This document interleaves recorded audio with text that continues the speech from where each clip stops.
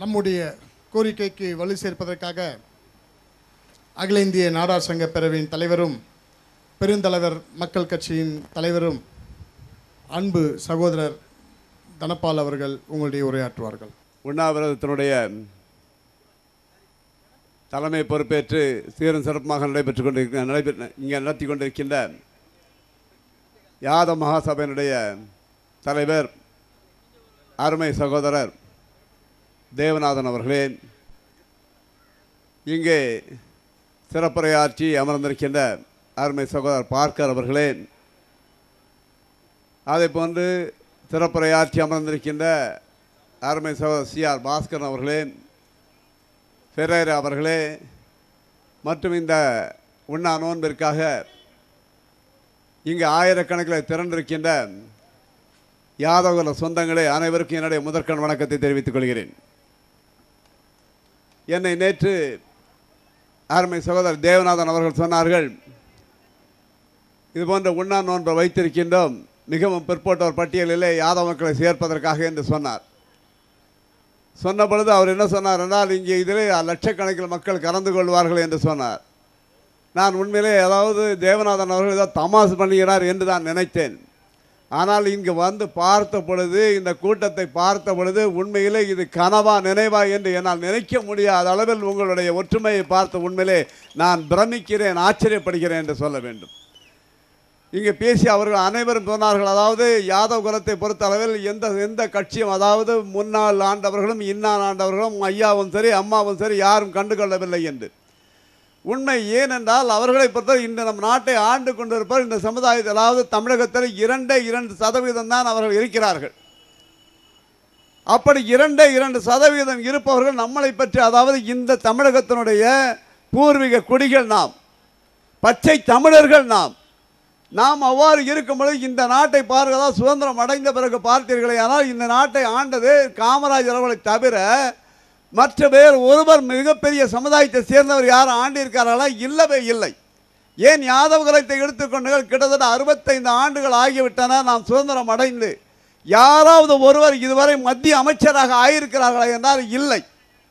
இந்த அளவுக்கு இந்த அரசியல்வாதிகளை பொறுத்தளவில் எவ்வாறு இருக்கிறார்கள் என்றால், எந்த சூழ்நிலையிலும் அதாவது இந்த நாட்டின் சொந்தக்காரர்கள், இந்த தமிழ் மண்ணின் சொந்தக்காரர்கள் நம்மை பொறுத்தளவில் ஒரு அடிமைகளாக, ஓட்டு போட இயந்திரங்களாக தான் அவர்கள் பயன்படுத்தி வருகிறார்களே, வேறொன்றுமில்லை. அதாவது இன்று எடுத்துக்கொண்டீர்களானால் ராஜாஜி அவர்கள் ஒரு குலத்தில், அதாவது ஒரு திட்டத்தை கொண்டு வந்தார். அந்த திட்டம் எவ்வாறு என்றால், மாடு மேய்ப்பவர்கள் மாடு மேய்க்க வேண்டும், ஆடு மேய்க்கணும், பனை ஏறுபவர் பனை ஏற வேண்டும், நெசவாளி நெசவு செய்ய வேண்டும், தச்சனாக இருக்க வேண்டும், இறுதி வரை அவ்வாறு இருக்க வேண்டும் என்று. அப்பொழுது காமராஜர் அவர்கள் அதை எதிர்த்து குரல் கொடுத்தார். எவ்வாறு என்றால், அவரை பொறுத்தளவிலே மாடு மேய்த்தவனுடைய மைந்தனும் இந்த நாட்டின் மன்னனாக ஆக வேண்டும், இங்கே கட்டை வண்டி இழுப்பவனுடைய மைந்தனும் மாவட்ட ஆட்சியாளராக வர வேண்டும் என்று அவர் குரல் கொடுத்தார். குரல் கொடுத்தது மட்டுமல்ல, அதன் மூலமாக ராஜாஜி பதவியை இழந்தார். பதவி இழந்தது மட்டுமல்ல, அந்த முதல்வராக காமராஜர் அவர்கள் தேர்ந்தெடுக்கப்பட்டார். எடுக்கப்பட்டது அப்பொழுது 6000 பள்ளிகளை அவர் மூடியிருந்தார் ராஜாஜி அவர்கள். ஆனால் காமராஜ் அவர்கள் உடனடியாக 6000 பள்ளிகளை திறந்தது மட்டுமல்லாது 27,000 பள்ளிகளை, அதாவது தடுக்கி விழுந்தால் ஆரம்ப பள்ளி என்றும் ஓடி விழுந்தால் உயர்நிலை பள்ளி என்றும் பள்ளிகளை ஆரம்பித்தது மட்டுமல்லாது, அத்தனை பேருக்கும் தனக்கு கிடைக்காத கல்வி கிடைக்க வேண்டும் என்பதற்காக இந்த தமிழகத்தில் உள்ள ஏழை எளிய மக்கள், அடித்தட்டு மக்கள் படிக்க வேண்டும் என்பதற்காக இலவச கல்வி திட்டத்தை கொண்டு வந்தார். அது மட்டுமல்ல, ஒரு முறை அவர் கிராமப்புறங்களுக்கு சென்றிருந்தார். முன்பு முதல்வர் என்றால், இப்பொழுது முதல்வர் செல்லும்போது முன்பு 50 வண்டியும் பின்னால் 50 வண்டியும் செல்வது போன்று இல்லை, பாதுகாப்பு கிடையாது, அதாவது கருப்பு பூனைகள் என்றும் எதுவும் கிடையாது. அவர் முதல்வர் செல்கிறார் என்றால் அவர்களும் 2 வண்டி செல்லும், அதில் ஒரு இன்ஸ்பெக்டரும் 2 போலீஸ்காரங்களாக இருப்பார்கள். அவர் கிராமம் சென்ற பொழுது அங்கே சிறுவர்கள் எல்லாம் மாடு மேய்த்துக் கொண்டிருக்கிறார்கள், ஆடு மேய்த்துக்கிறார். அவர் வண்டியை நிறுத்திவிட்டு சிறுவர்களை அழைத்தார். ஏனப்பா, பள்ளிக்கூடம் செல்ல வேண்டிய நீ, படிக்க வேண்டிய நீ மாடு மேய்த்துக் கொண்டிருக்கா என்று கேட்ட பொழுது அவருக்கு ஒரு முதல்வர் என்று தெரியாது, இவருடைய பதவியும் தெரியாது, அவருடைய பவரும் தெரியாது. அப்பொழுது அவன் கேட்டான், நான் மாடு மேய்க்கவில்லை, உங்கள் ஒப்பனாய எனக்கு சோறு போடுவான் என்று கேட்டார். அப்பொழுது அவருக்கு நெத்தி பொட்டில் அடித்தார் போல் இருந்தது. இந்த பிள்ளைகளையும் நாம் பள்ளிக்கூடம் கொண்டு வர வேண்டும் என்றால், இந்த பிள்ளைகளும் நாடாள வேண்டும் என்றால் இவர்களுக்கு இலவசமாக மதிய உணவு திட்டத்தை அந்த அறிமுகப்படுத்தினார் காமராஜர் அவர்கள். அதன் மூலமாக இந்த நாட்டை வளம் பெற வேண்டும், இந்த படிக்காதவர்கள் இல்லை என்ற நிலையை உருவாக்க வேண்டும்.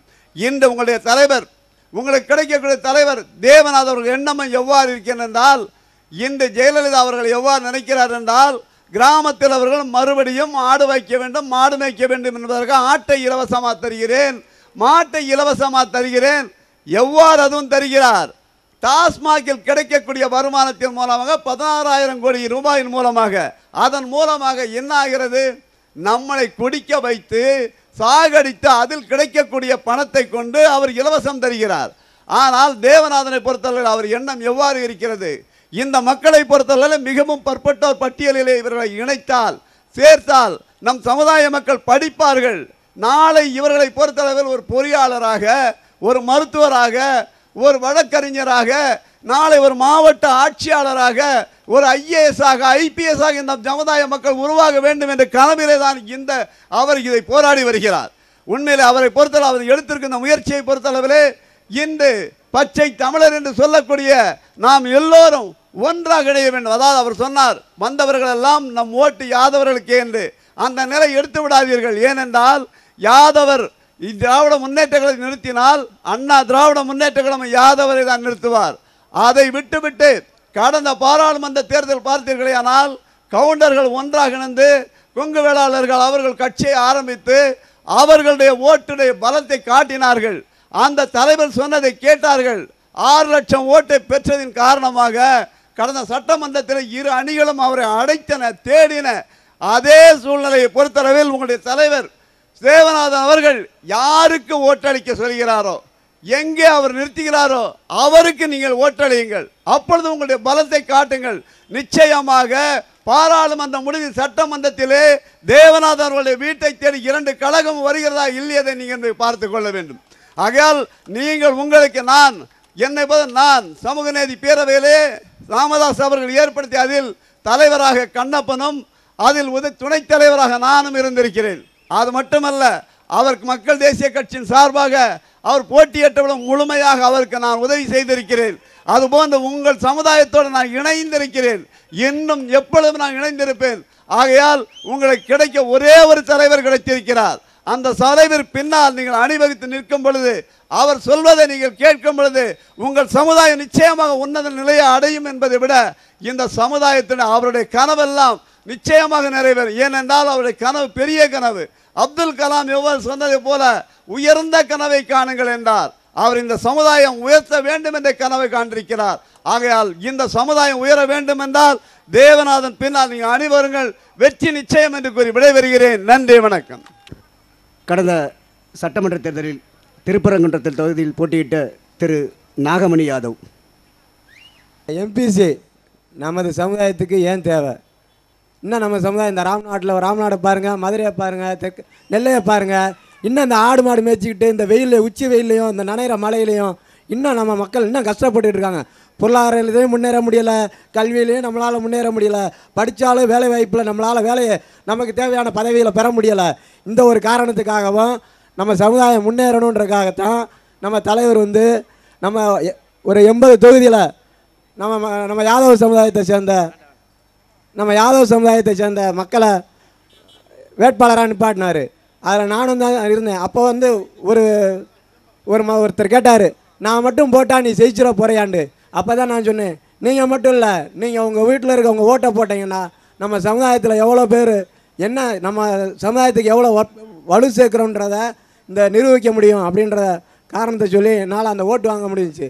தொடர்ந்து நம்ம சமுதாயத்துக்கு நம்மளால் முடிஞ்ச அளவுக்கு உதவி செஞ்சோன்னா நம்ம சமுதாயம் இப்போ இல்லை, இந்த கூட்டம் முடிகிறதுக்குள்ளே கூட எம்பிசி வாங்கிடலாம். நம்ம ஒற்றுமை இதே மாதிரி தொடர்ந்து செயல்படணும்னு கேட்டுக்கிட்டு ஒரு சிற்றுரையை முடிச்சுக்கிறேன். நன்றி, வணக்கம்.